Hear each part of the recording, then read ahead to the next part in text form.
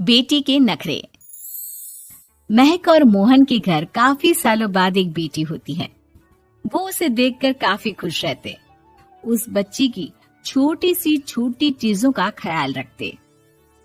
अरे महक बेटा, चाहे लड़का हो या लड़की, इतनी आजादी नहीं देते, बच्चा बिगड़ जाता है।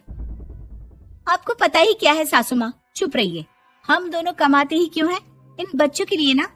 देखिए तो कैसे प्यारे प्यारे पैरों से चल रही है, कितनी प्यारी लग रही है। अब मैं क्या इसके पैर काट कर बेड पर बिठा दूं इसे?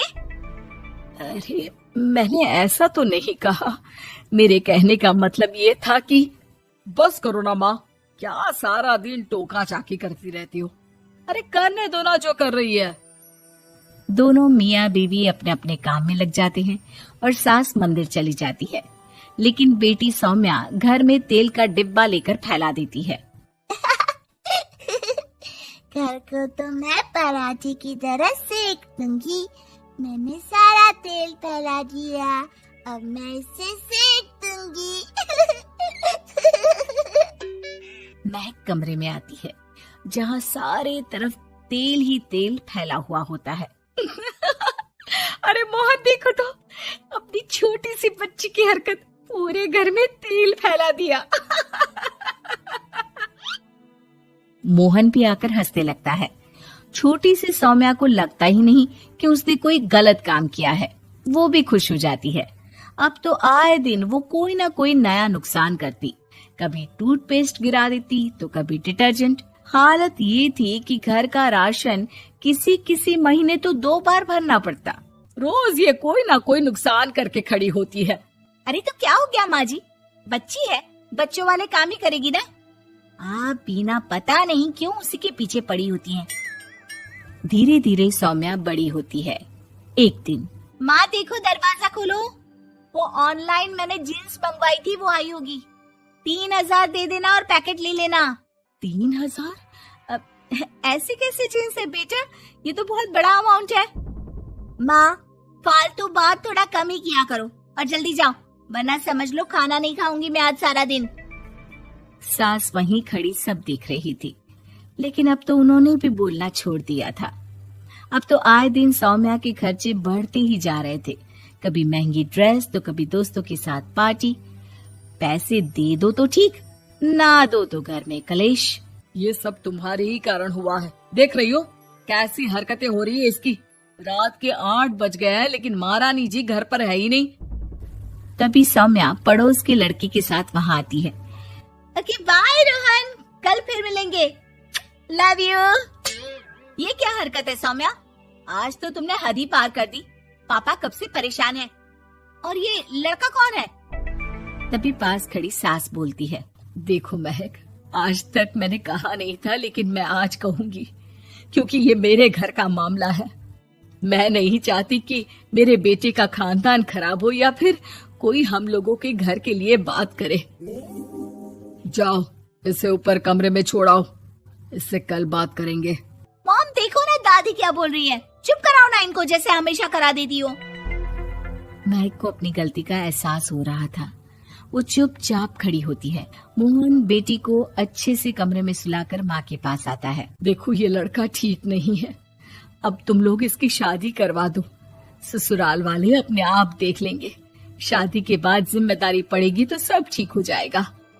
शादी अभी तो 25 की है ये। तो क्या 50 तक बैठाओगी? नहीं नहीं, ठीक कह रही है माँ, इसके लिए जल्दी से कोई लड़का देखता हूँ। अगले रोज सौम्या खाने के टेबल पर, मैं आप लोगों को बता देती हूँ, मैं रोहन से प्यार करती हूँ और उसी से शादी करूंगी। रोहन? वही ना सक्सेना का लड़का, वो सक्सेना जो पिछले महीने ही जेल से छूट कर आया है। वो जेल नहीं, काम के सिलसिले में अमेरिका गए थे। अच्छा, सक्सेना अमेरिका गया था तो क्या पैसा वैसा कमा कर नहीं आया? ये देख रही है ब्लाउज, उसकी बीवी ने सिला था मेरा। पैसे की कमी का रोना रो रही थी, पति को कोस रही थी कि जुआ खेलते पुलिस ने पकड़ा और लगी लगाई नौकरी भी छूट गई। दादी कुछ भी मत बोलो, दादी को चुप कराओ ना। दादी जो बोल रही है ठीक बोल रही है। तेरे पापा ने तुझे देखने के लिए लड़के वालों को कल बुलाया है, समझी? अगली रोज लड़के वाले सौम्या को देखने आते हैं और उसकी शादी मयंक से हो जाती है। शादी के बाद सौम्या मायके आती है। वाह माँ, कितनी अच्छी शादी कराई है आप लोगों ने मेरी। लेकिन मुझे कुछ दिन और यहाँ रहना है। अरे बेटी, ये तेरा ही तो घर है, जितनी मर्जी रह। और क्या, दामाद जी कैसे हैं?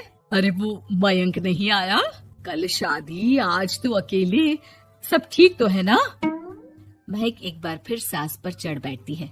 अब बस करिए ना माँ जी, अब तो ज्यादा ही हो रहा है। माना आपकी कुछ बातें मैंने नहीं मानी, लेकिन अब ये मेरी बेटी मायके आई है तो क्या उसका मतलब यही कि वो लड़कर आई है? हाँ पीना। सौम्या दादी की तरफ देखकर मुस्कुरा देती है, जैसे उन्हें चिढ़ा रही हो।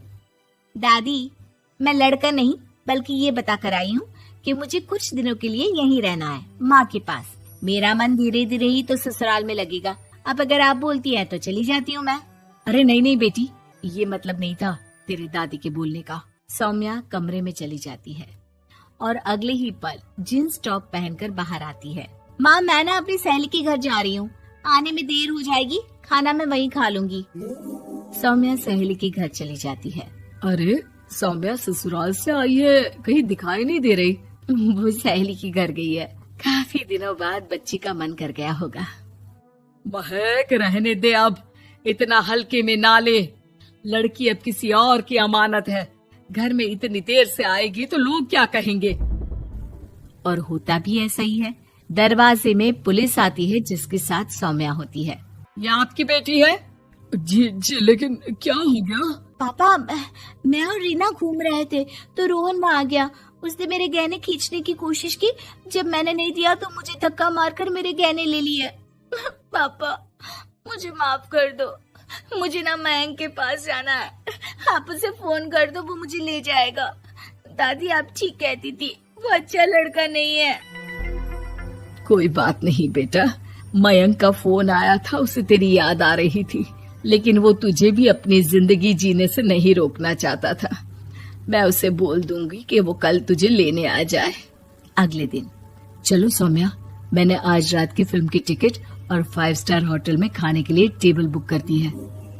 फिर क्या, सौम्या खुशी खुशी अपने ससुराल चली जाती है और महक को बड़ों के सीख की कीमत का पता चल जाता है।